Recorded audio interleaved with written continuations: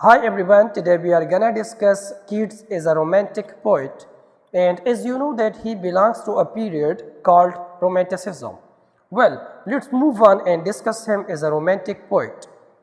Yes, Keats in many ways the most romantic in all romantics. You might be thinking that how he is most romantic than others. So, let me tell you some of the points that will make your mind clear about this claim. The first point is individuality. What does it mean by saying individuality? It means that romantic poetry is a kind of poetry that focuses on the complete expression of individual. Actually, if we compare romantic and classical poetry, so romantic poetry is the expression of inner feelings and emotions of the artist, while classical poetry aims at the social experience.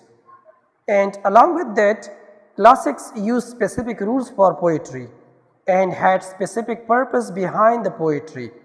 But romantic poetry does not have such characteristics. The second point is escapism.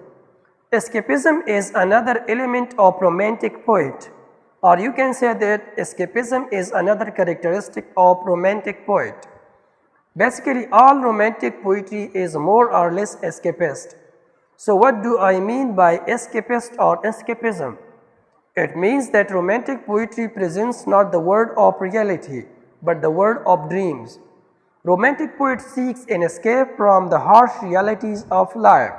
So, Keats is the most romantic of all the poets in the sense that he is most escapist of them. His escapism is clear if we look at his Ode to Nightingale, because he wants to fade away, dissolve and quite forget the weariness, the fever and the fret of real life.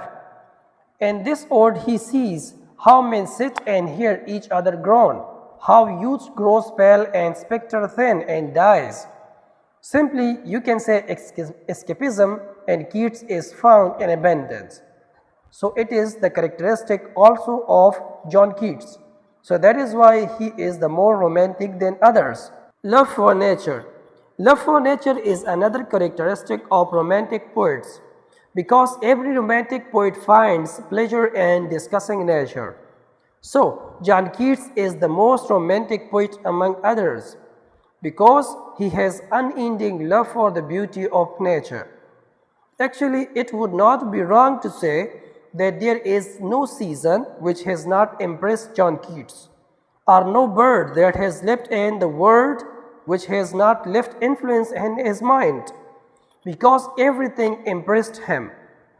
To put it in other words, Keats' love for nature is purely sensuous, and he loves beautiful sights and scenes of nature. So that is why he is most romantic than others. The fourth point is romantic themes.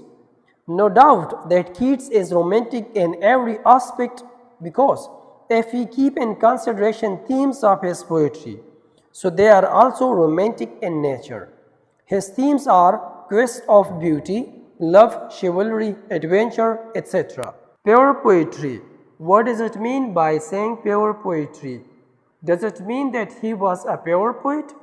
Yes, he was a pure poet, and his poetry is also pure, and it is the characteristic of a romantic poetry. The meaning of a pure poetry is that he only writes poetry for artistic purpose. Isn't it the responsibility of a poet to address the societal issues and inform people when they are wrong? Yes, it was considered the responsibility of the poet by classics, but romantic poets do not care about it. They consider the best poetry is that one which offers to the senses pleasure.